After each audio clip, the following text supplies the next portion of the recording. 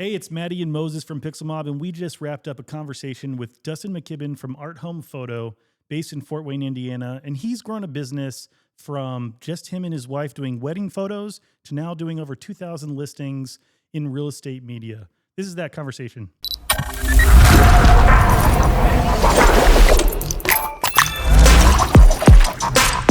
Dustin, tell us a little bit about where Art Home came from. Art Home was born out of just me finding the most amazing intern ever and her ability to help us streamline our wedding photography backend so that I had time and bandwidth to do more things during the week instead of just sit there editing, blogging, reaching out to clients. And that was 7 years ago. What were you shooting at that point? Weddings, portraits. I shot for a lot of local magazines doing their editorial portraits. And that was kind of what my passion was doing like editorial content and just like going into a small business, chatting it up with the owner and making an epic portrait of them that they felt proud of to put in a magazine. In small town Indiana, Fort Wayne, most of your listeners and viewers will have never heard of it. And because why would you? There's no reason to come here unless He wants some great real estate photography. Yeah. We help people move here now. Yeah. So that's exciting. Tourism. We had some free bandwidth. One of our bride's moms was a real estate agent.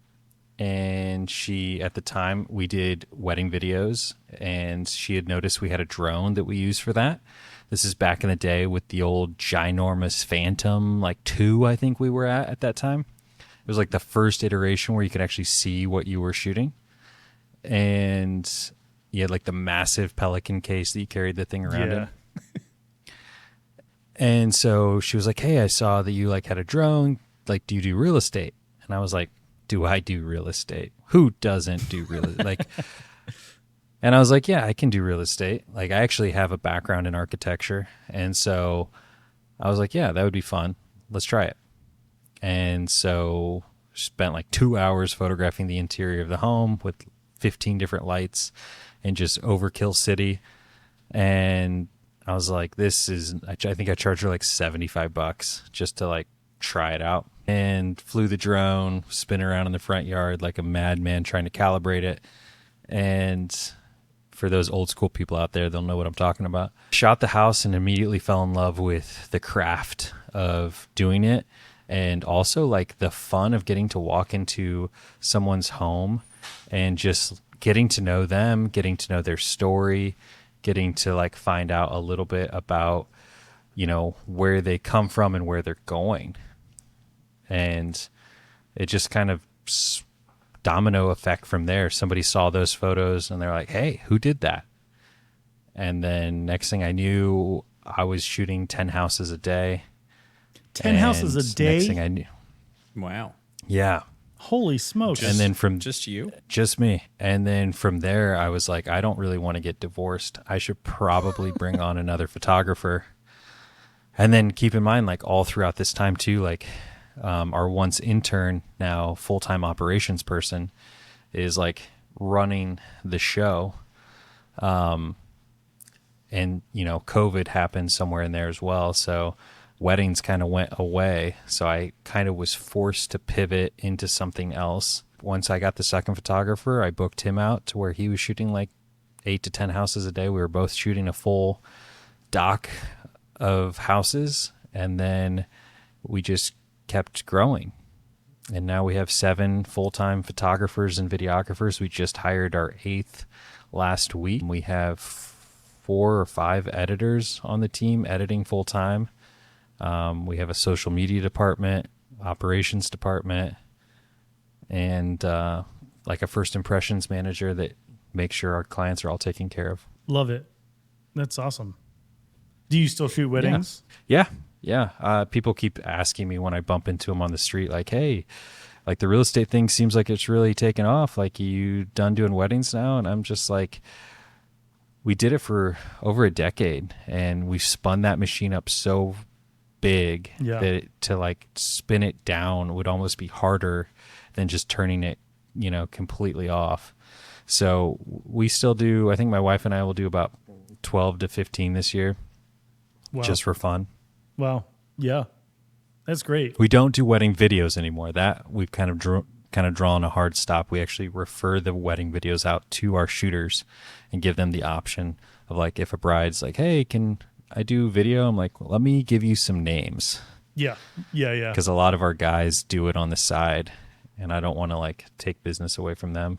So when you were starting, what was kind of a typical order? Like what would people order? I'm imagining if you're doing 10 a day, it's probably mostly just photos and drone, or did you do video stuff too?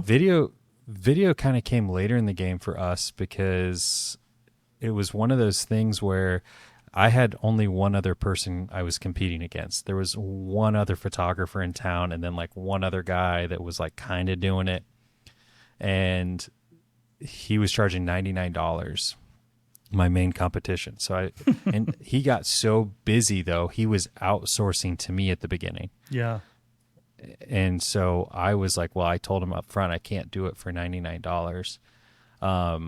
So we started at $150 per house for just photos. And then we raised to $175, and we're still at $175 today. So we're not the most expensive option. I think we're pretty stupid for being so cheap, but it's Fort Wayne, Indiana, where the mean price of a house, the average price of a house is only like $350,000. Yeah. Those packages, are they like a certain photo count, or do you have it scale it anyway? So this is how old school Indiana is, or at least the area we are in Indiana. The realtors are only allowed to upload 36 pictures to the MLS because 36 was the number of photos on a roll of film back in the day, and that has not changed since That the only inception of changed digital. in our market, I think, a year ago. So now they can do more, but See, I just joined our MLS with the hopes of creating change. But they're like toying with me. They're like, well, what's more important to you? The ability to have better video quality on the MLS or more photos? And I'm like, well, both. Can we have both? This shouldn't be a choice. The answer is making yes. it seem like it's one or the other. One or the other. We can only dedicate 1 hour of our attention per year to one thing. We really have one item of innovation per year. That's all that's allowed in an MLS system. We get too crazy, and then people won't reelect us next year. Right. Yeah. No, that's But so 36. Is it a typical So, yeah, package is so- 36?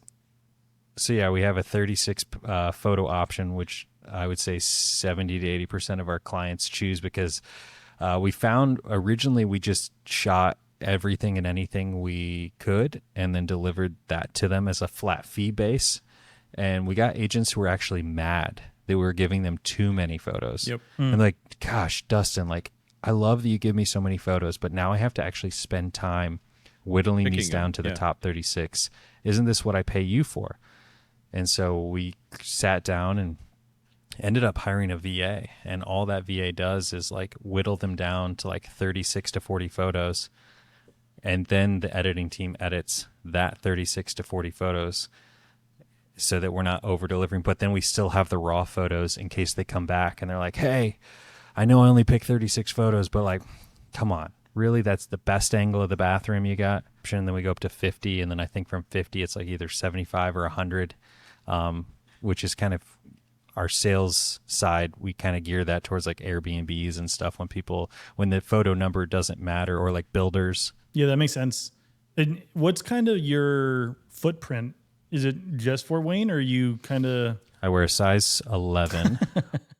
Yeah, so our hub is in Fort Wayne, Indiana, which is the northeast quadrant of Indiana. For those of you who have never looked at the Midwest on a map, we fall right next to the great state of Ohio and the corner of Michigan.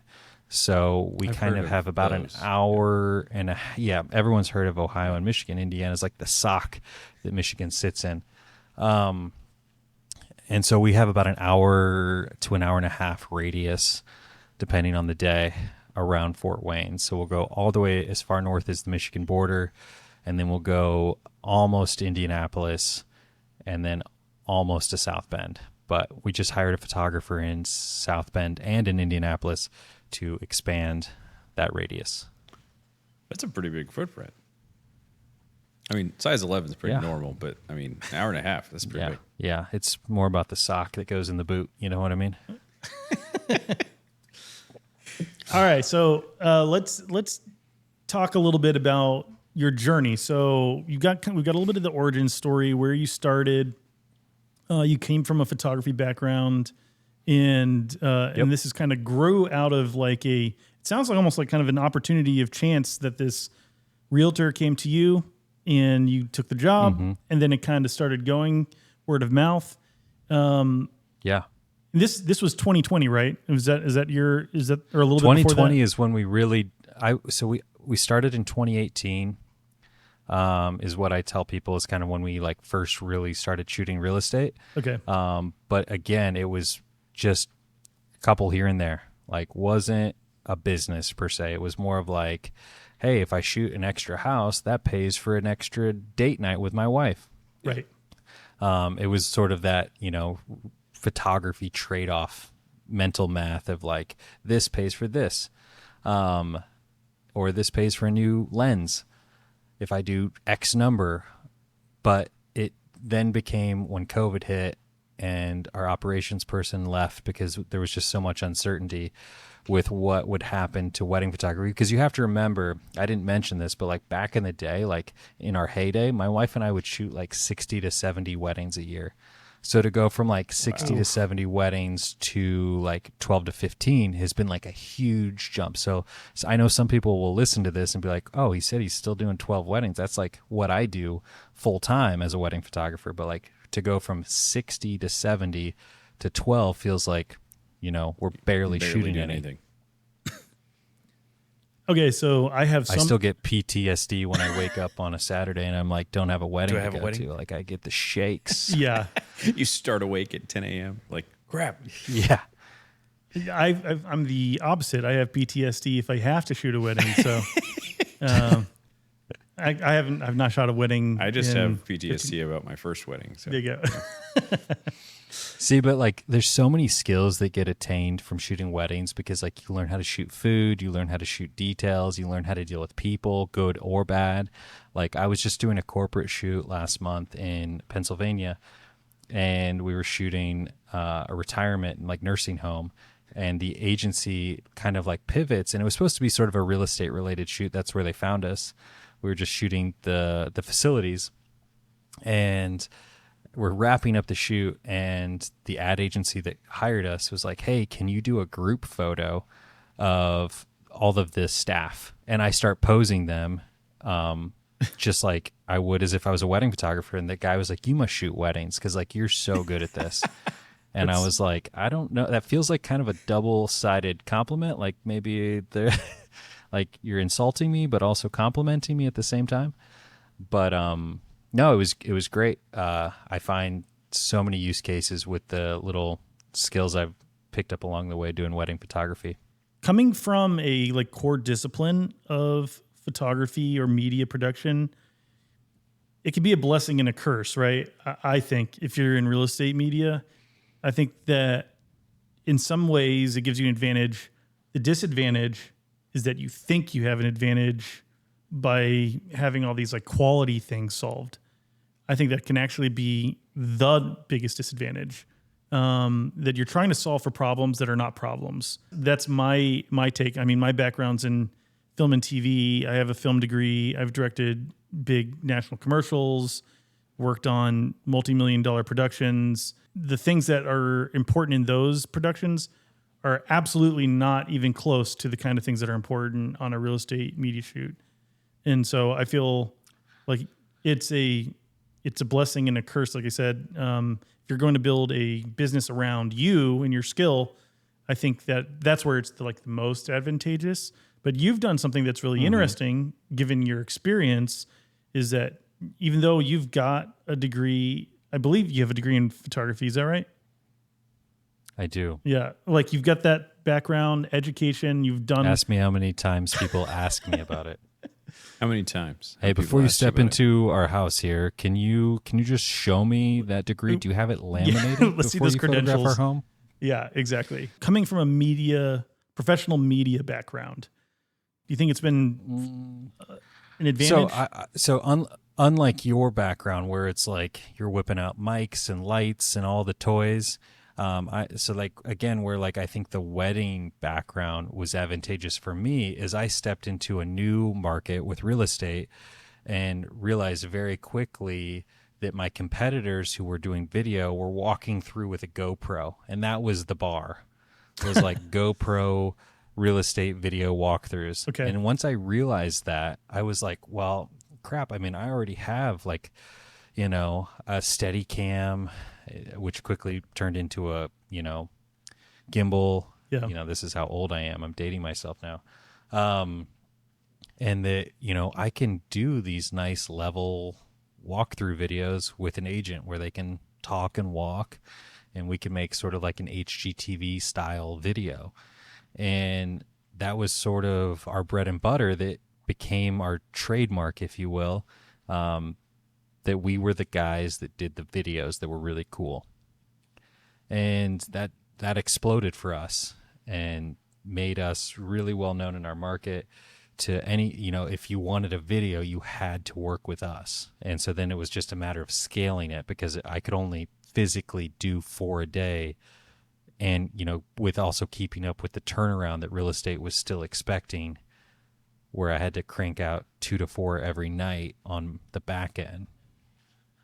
So we figured it out. We got there. Now we're retooling and redialing it in with all this, the vertical and the trendy captions and everything that everybody wants nowadays versus the longer monologue style videos we were doing.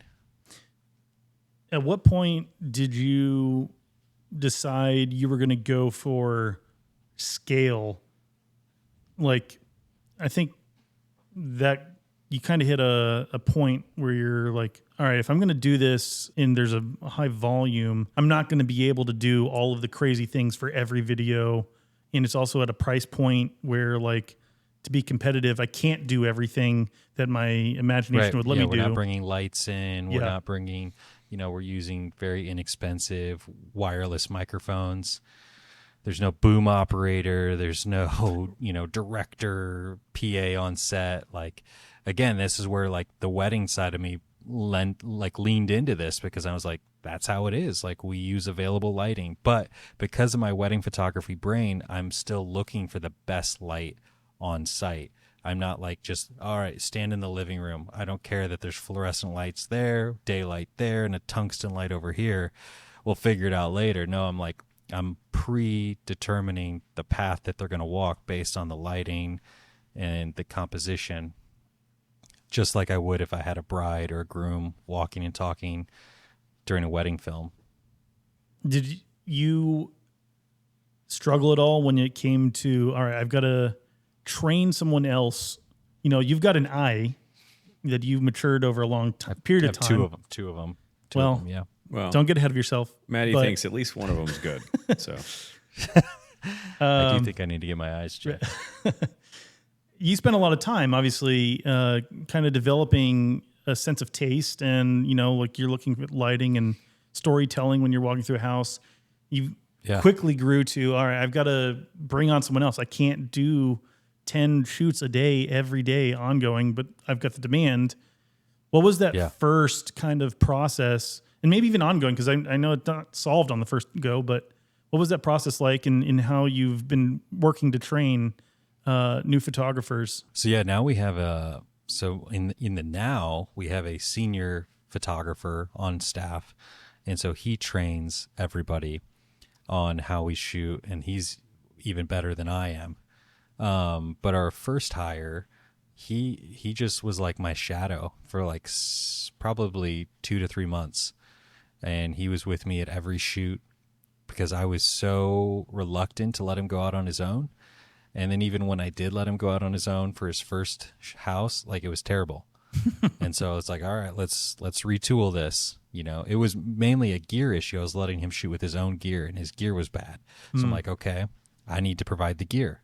So I bought like a clone of everything I had, and because he was like training on my stuff, and then he tried to do it on his stuff, and it just didn't work. So it was just a trial and error at the beginning of figuring out like, okay, what like I can't train somebody on gear I'm not familiar with, so I just have him use the same stuff we use, and so that's pretty much been the bedrock of everything we've done moving forward. Until we do have one guy that's like die hard Fuji, and we let him shoot on his Fuji. Yeah, all right. We'll like, let you get away with it this time. Yeah. yeah. I was like, whatever. That's different. Yeah. It's, hey, it saves me from buying another camera. There you go. But he went out and bought a $1,400 wide angle lens for it. So I was like, more power to you. Yeah. Cool. We just trained our first hire on like what to look for in lighting, like look at like turning lights off, look at, the surrounding, and, think about a beginning, middle, and an end, just like a story when you're walking with a realtor, like where you would start them out, where you would end them. Try to look when you're outside for shade so that they're not in mixed lighting. If you have to be in mixed lighting, put the sun behind them. Just kind of simplistic things to you and I that like are second nature, but it's like training those, things so that they're like muscle memory. When you show up on site, you look confident and you're like, okay, we're going to stand here. We're going to look this way. I just need you to give me the address, who you are, where we are, the who, what, why, where. And then inside, give me a little bit about the house. Out back, say sort of a call to action. You kind of have to template it a little bit because we're doing so many of them and got to crank through these puppies. But then we did start to get into some more creative videos, which we can talk about if you guys want. But we had one agent who just wanted to do off-the-wall videos. Yeah. I know you guys have done some pretty cool stuff. Tell us kind of how that started and what kind of projects you've done with this agent. So his name's Jordan Wildman. He's with EXP. But he came to me and he was like, he was working at Costco part-time, and he was a property manager part-time. And he wanted to make the push into real estate full-time. And we were like, what could we do to make you stand out in a sea of sameness other than just like, great photos and great video?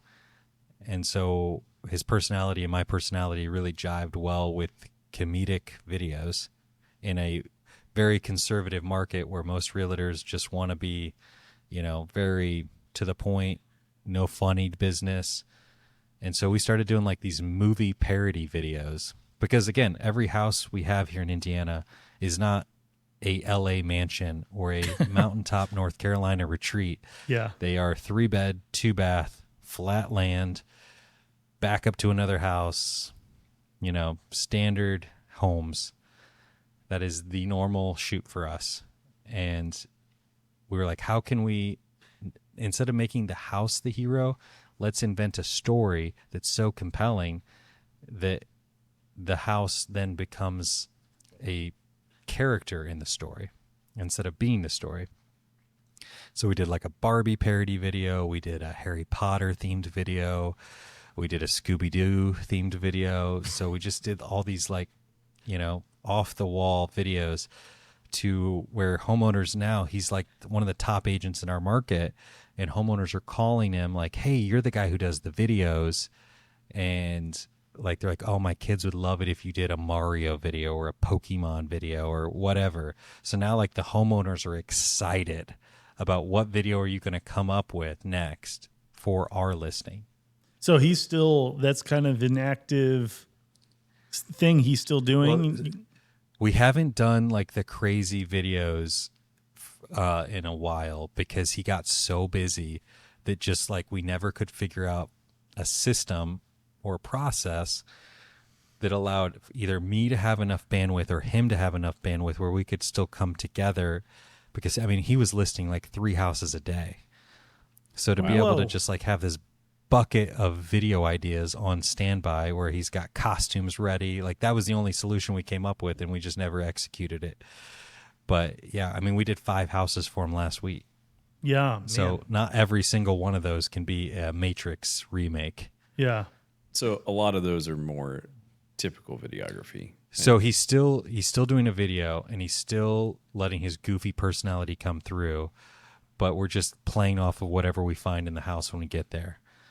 So, like for example, we showed up to a house on Friday. They still had their dumpster out front.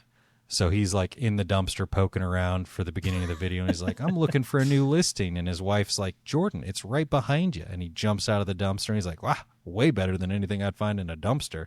Let me show you the inside. And then he just like runs through with his like goofy, self. So it's just like playing off of the things, but kind of still keeping the humor there and kind of the, what the heck is he doing in a dumpster? Yeah.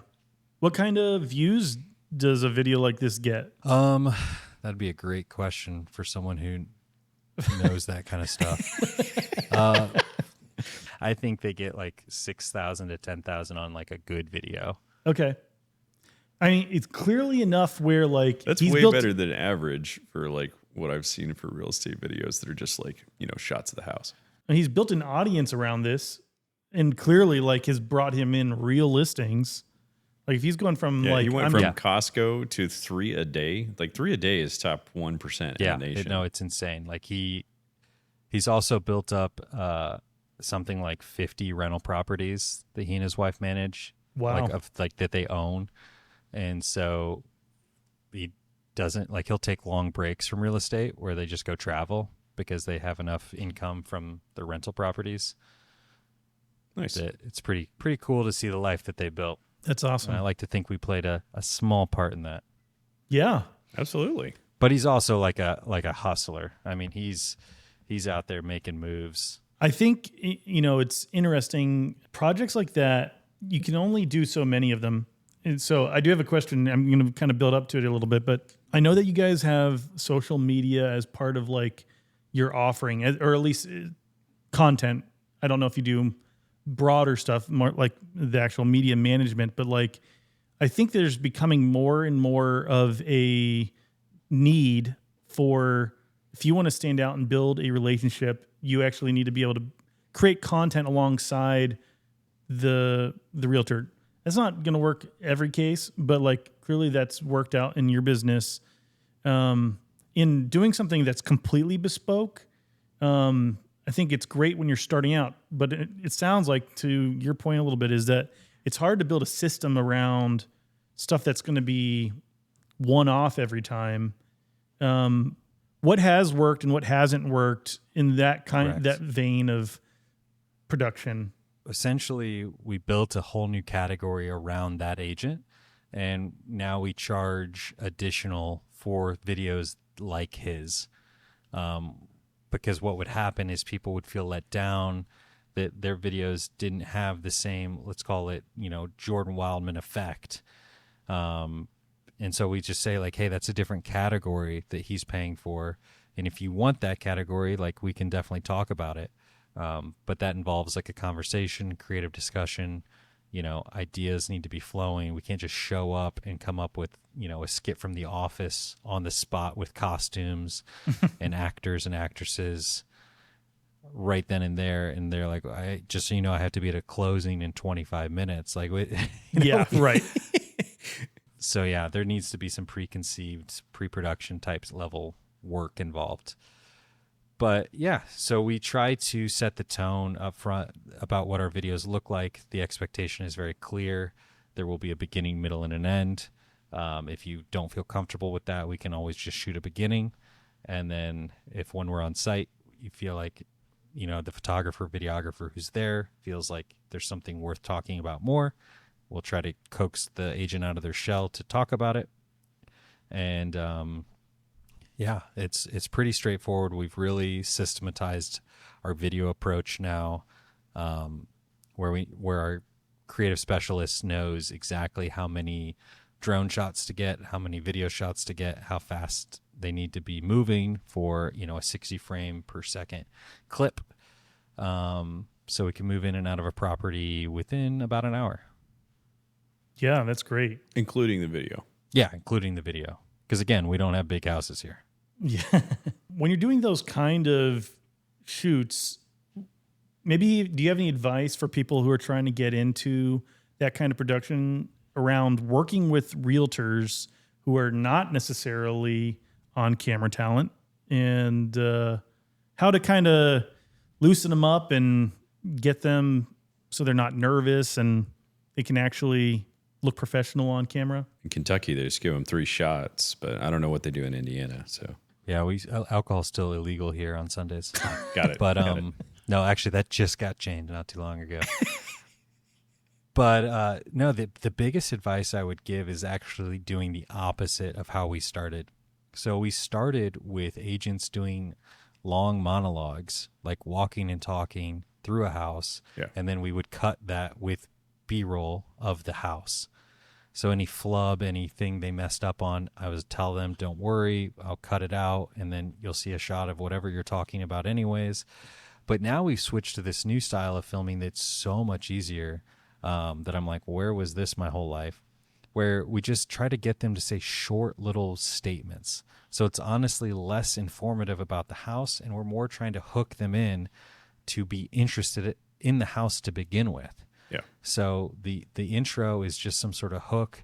I try to come up with my own. A lot of my team will use like an AI, like a ChatGPT or a Claude or Grok or whatever, to help them come up with hook ideas when they're on their way to the shoot. And so then they just have the agent literally regurgitate that hook, and then that's it. That's the intro. And then same thing with the middle part. Instead of saying, welcome, this 3-bed, 2-bath, blah, blah, blah, they'll say like, wouldn't Chip and Joanna Gaines be jealous of this one? That's it. That's the line. And then you move on to the end, and then you kind of tie in some sort of a call to action. And that's the reel, because it went from us shooting like these 3-minute videos to now we're trying to condense everything into like 60 seconds for an Instagram or TikTok. So it's just a whole different mindset on shooting, and it's so much less memorization and speaking for the client that they are way more willing to do it, and then their engagement is so much higher on their social media platforms from the shorter form videos than the longer form videos that they love it. We've, a couple times have done stuff back in the day and had to set up teleprompters and things to try to like get people through a longer intro. And it could be 3 sentences long, but like just not getting it unless there's, a way to kind of let them let off. It can put a lot of pressure on somebody if they have no idea. Isn't it wild though to think about? Like I know when we first started doing video, like we show up and like the client's expectation that we would tell them what to say. And I'm just like, you guys, like this, like you won this listing. Like this is your job. You are technically the most expensive salesman on this earth. Like, and you cannot tell me why someone should want to buy this house. All right, I'll come up with it, I guess. Let me ask ChatGPT. Yeah, we'll get it going. It's pretty amazing, but I'd say, like, in most of my experience coaching and working with real estate agents, I mean, they are trained to sell themselves. Maybe their marketing package, maybe stuff like that. But it is perennially amazing to me how little thought goes into how to hook a particular house. So, like, the service that you're giving in Fort Wayne, most markets need, and some markets don't have any photographers doing that sort of thing. So I think that's a pretty great little nugget for people to latch onto. Yeah, it's why from the beginning we've never marketed ourselves like many of my fellow colleagues. Like I don't market us as a media company. I market ourselves as a marketing company because we come alongside our real estate partners, builders, Airbnbers, to help them pick the services and offerings that we do to help them market what they need. Because to just say that we're a media company, I would say would be a disservice to what we do and what our team does. Sure. We genuinely think through how to help them reach more people. We're not just popping out photos and popping out videos. Most of my colleagues, most of the people who categorize us in the same area are what they call media companies. And I've never defined what we do as a media company. I've always said that we are a marketing company first and foremost, and that we provide media as a marketing company. So any realtor who calls us, it's what can we do to help you market that property? It's not how many pictures do you need? Yeah. It's all in how we present ourselves. It's all in how we deliver our product. It's marketing first and foremost, media secondary. Talk to me about the early challenges, just you and an admin, of like what were the Sure. problems that you were solving there to get to the place where you could take a brokerage deal and really start to scale your business? Yeah. So I did something crazy, and I doubt anyone else would do this, but I shared my phone number, my personal phone number, with my admin like immediately. I was like there was no open phone back then, or Yeah. those different solutions. And I was like, how can I have the realtors texting, calling me, but then how can I have someone responding to those same texts throughout the day to schedule things without me having to carry around two phones, without me having to switch to like a Google Skype number or something like that. So what I quickly realized, like, oh, on my iPad, I can see my text. Yeah. Just like I would see. So I just literally gave her my iPad, and she would handle all of my texts throughout the day. I still had to take my calls, but 90% of realtors, as I'm sure you guys know, prefer to text their orders in and communicate that way. And so she would see everything that would come in and out of my phone. And I it almost became a bit of a joke when realtors would send me inappropriate things. I would just say like, hey, just so you guys know, Lily sees this too. And so then a couple of them took that as a challenge, but we don't need to get into that. Oh my. But no, but it was a great first step at like defining, help. Like that was the thing I needed the most help with, was I can't constantly be shooting and having all this influx of communication coming at me at the same time. But I still wasn't willing to relinquish control enough to have like a complete separate line, which we do now have. Now we use open phone, and everyone messages that line, and that line I can check in on it, but I don't even look at it. Yeah. And we have our admin here at the office just scheduling and handling all of that communication. So early on, you're leveraging and outsourcing communication to make sure that's really strong. And scheduling, communication.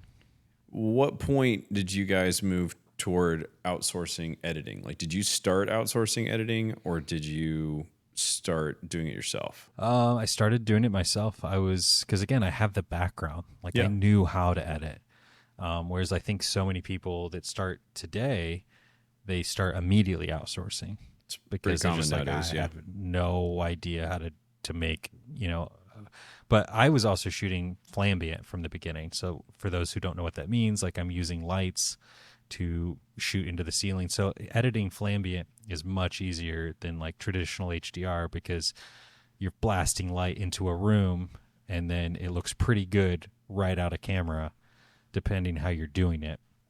I wasn't doing any of the crazy, like setting lights like in front of the lens. All my lights were behind the camera. But yeah, and then once I started outsourcing, I just was doing it out of necessity, really. I was shooting more homes than I physically had time to edit in a given evening. What was kind of that break point for you? Was that 3 or 4 homes a day, more or less? 10 homes in a day. So you were shooting 10 homes in a day, and then you were turning around. I would say when I went from editing? 6 to 10. Yeah, I was using, I can't even remember what the tool was now. There was a tool that you would like merge the brackets. It was like a plug-in on Lightroom, and then I would go and hand edit each of them in like Photoshop. So the break point for you was 10. That's definitely on the high end, but 10 a day, and you're still doing that yourself. Well, because again, I'm charging, I think at this point I'm charging $150 per house, and I'm like, man, if I outsource my editing, like my margins, like I was trying to do the math. This is before we had AI that I could do math for me. And so I was trying to figure out like what is like how many more houses can I do to justify outsourcing the editing, and it came down to like I'd have to do an extra 2 houses per day to make it worth it. And so that's what I did. I was like, okay, at 10 I can outsource. If I shoot less than 10, I have to edit them myself. So now that you're doing 400 a month, you still do those yourself, or All by hand. Yeah, I do them all hand blended right here at by this Dustin. desk. That is a value commitment right there. Yeah. No, we actually have. So we went the normal route, like most, to an editing company, an editing house. Yeah. And then last year we made the jump to bringing all of our editors in-house. So we have a dedicated team of, I think we're up to like 19 guys now and gals, that edit for us. These And are then we have overseas I think, talent, primarily. overseas talent. Yep. You like acquired Yep, an overseas editing house, right? I remember talking with you about it last year, but I don't remember exactly how that went down. Yeah, it was a unique scenario. So we had just started toying with the idea of doing this back in the fall. We were putting the pieces together when a staffing agency owner called me at a funeral, and I was at the dinner post funeral. And he calls me and he says, hey, we have an entire team. At that time, I think there was only like 10 editors on the team. And he said, I can install them into your business tonight and we can be operational by tomorrow. The studio that I trained these guys for is treating them like shit and is no longer paying them.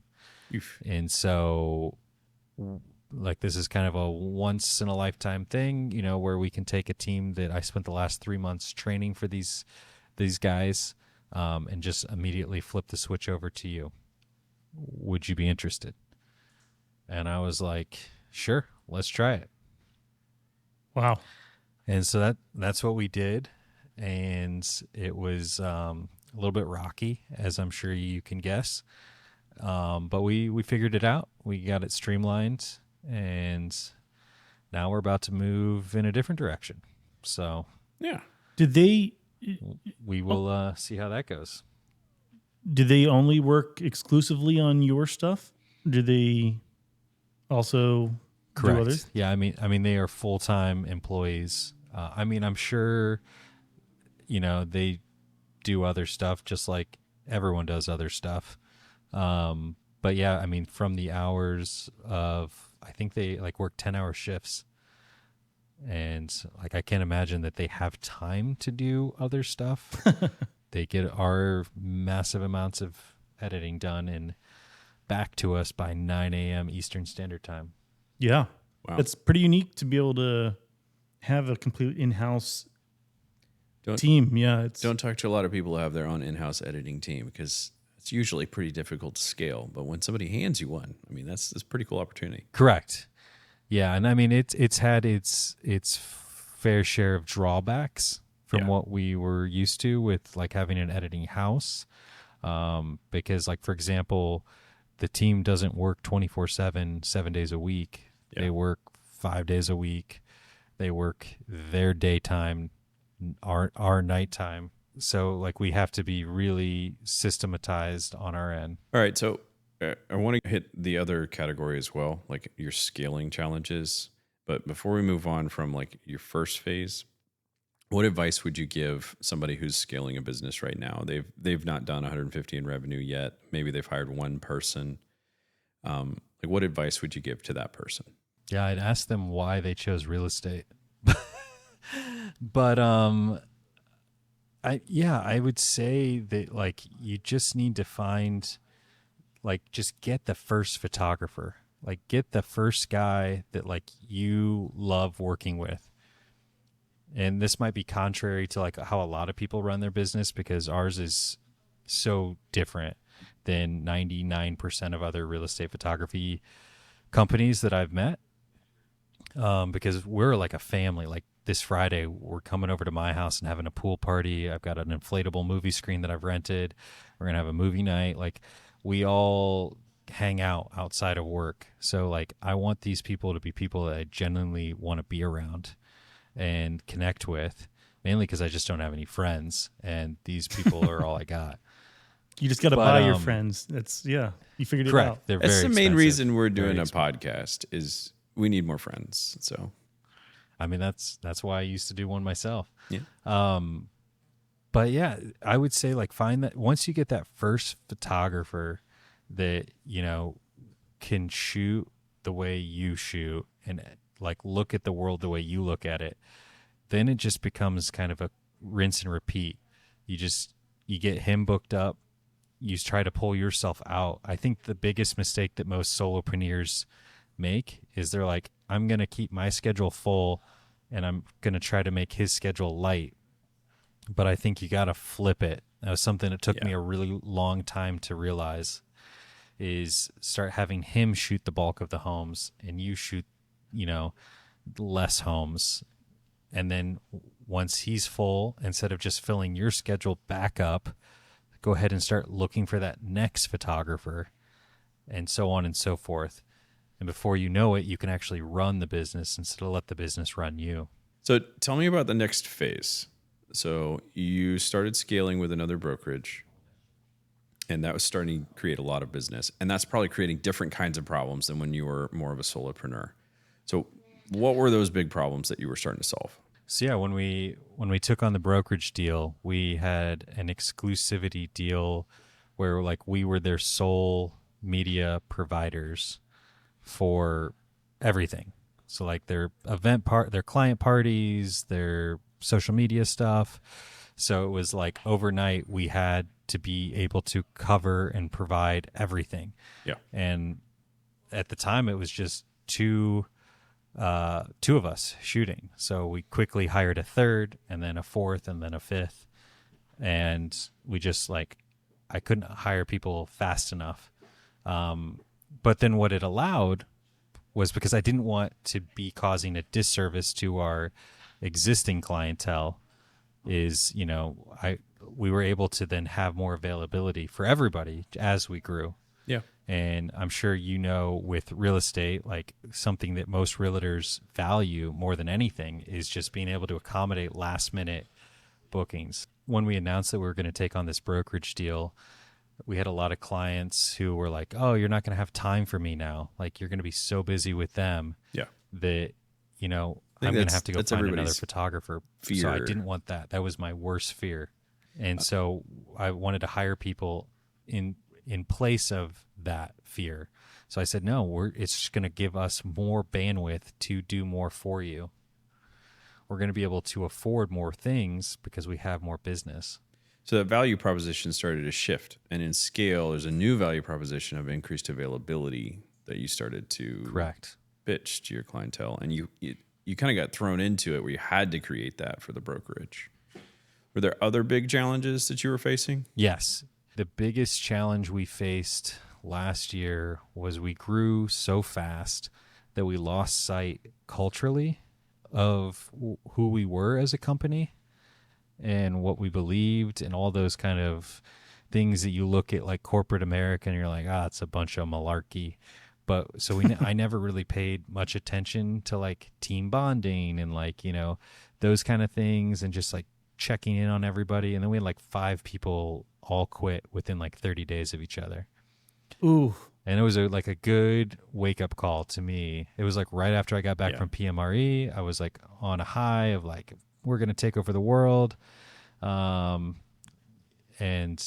yeah, I was like, you know, I had such a good time doing that little mastermind in Vegas with you guys that I was like, I want to do more of that. I want to dedicate time to like making something like that. And then I got back and just got like my feet knocked out from under me. And so I was like, all right, I need to like focus in at home, put the masterminding on the back burner, and focus on who we are as a company, what we stand for, what are our core values. Now we have like on our wall, we actually have our core values like mounted above our front desk. so that people see them when they walk into the office. We have weekly meetings that are just a different approach than what they were a year ago.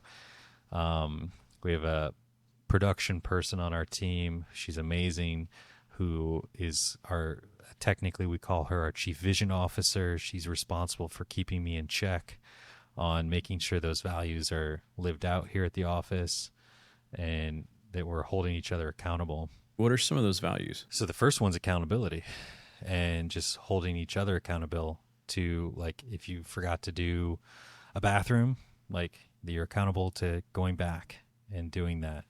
If, like, just being responsible for the things that you did as an employee at this company and not trying to shift the blame to someone else.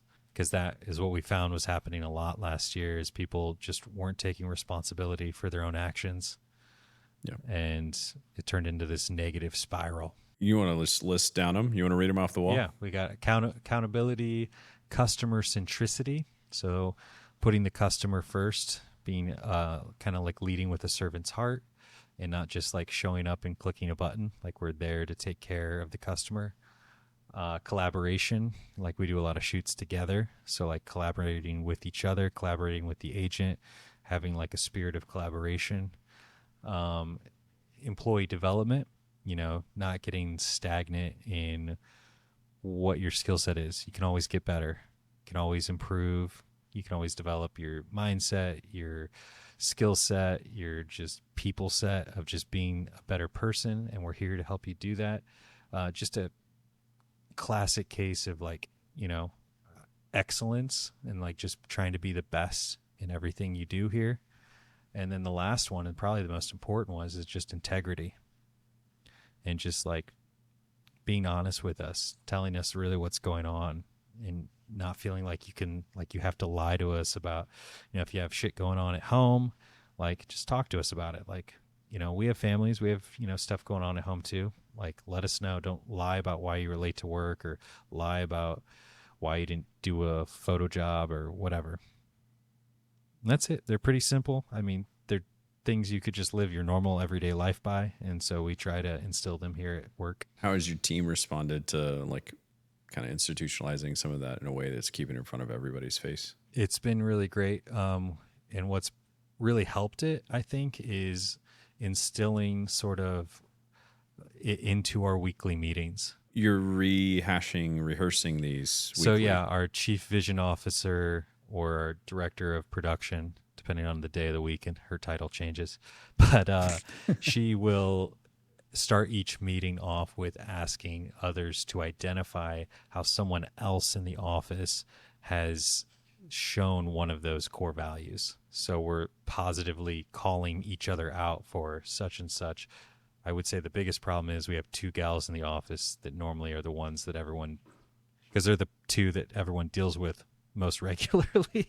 So you got some winners and some people who aren't getting nominated as often in those meetings. Yeah, exactly. But no, it's I mean, night and day different from last year. Culture usually is a key linchpin of how businesses grow. And a lot of people don't even think about that until you're there and you realize that half of your business could walk out the door. And that really sucks if people aren't bound together.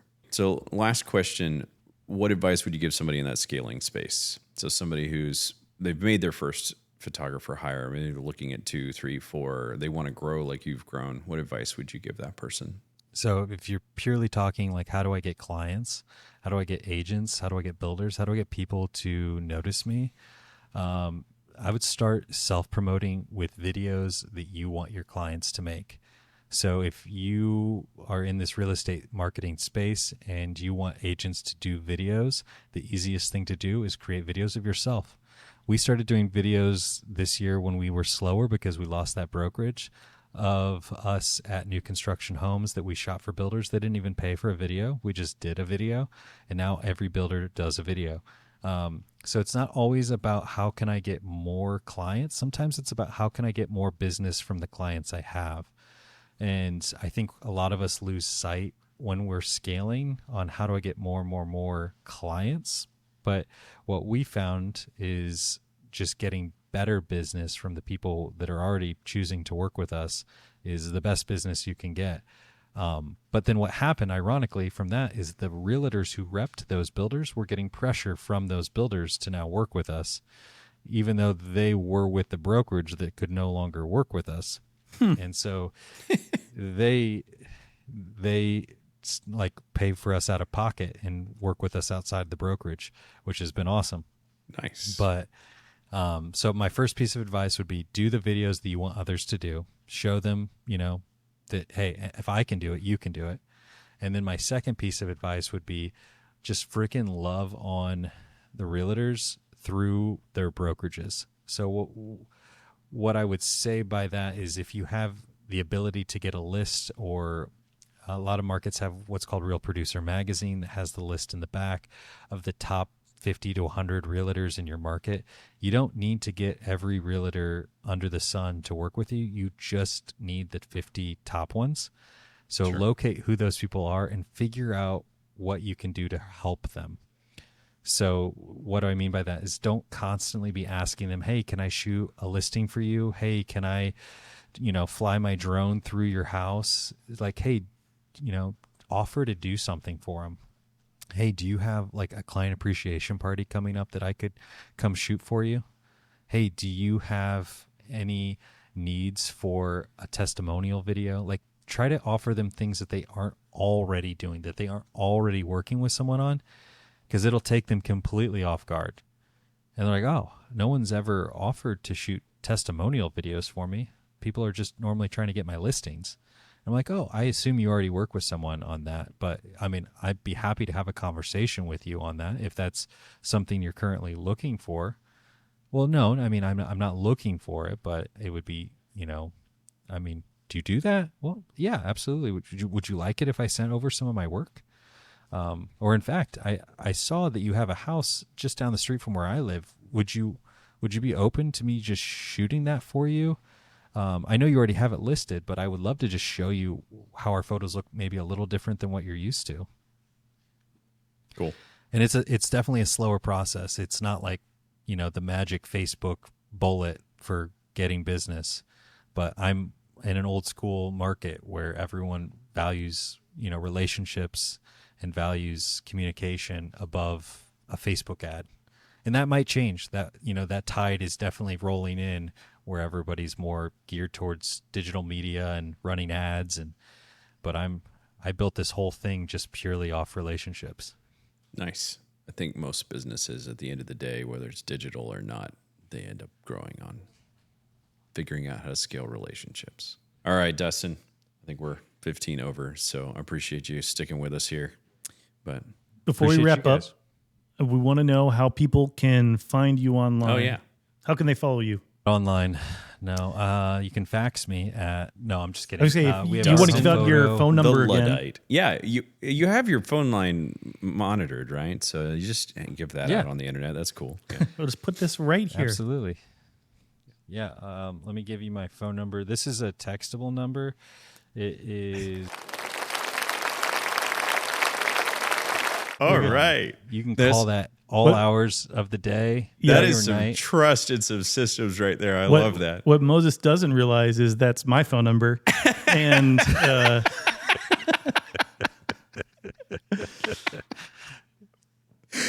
all right. Okay. Just press seriously, 1 to connect. yeah.